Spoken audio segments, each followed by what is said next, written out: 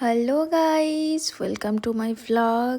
আজ আমি দেখাবো যে শনিবার দিন অফিস থেকে এসে স্নান ধুতি করে আমি একটু কাঁচরাপাড়া গেছিলাম দিদি আর বাবাইদার সাথে। বাবাইদা মানে আমার জামাইবাবু, মানে দিদির বর। যাই হোক, এখানে আমি দেখে নিচ্ছিলাম কয়েকটা টিফিন বক্স যেগুলো আমার একদম পছন্দ হয়নি।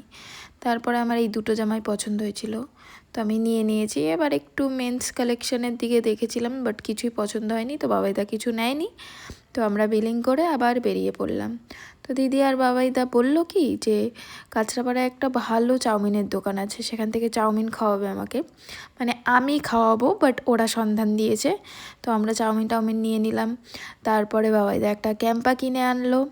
ব্যাস, আমাদের খাওয়া দাওয়া কমপ্লিট করে একটা প্যান্ডেল দেখতে দেখতে আমি দিদির বাড়ি পৌঁছে গেলাম। দিদির বাড়িটা দেখো কি সুন্দর লাইট দিয়ে সাজিয়েছে। ওই যে আমার দিদি দাঁড়িয়ে দাঁড়িয়ে জানলা দিয়ে ওর শাশুড়ি মা মানে কাকিমার সাথে কথা বলছে।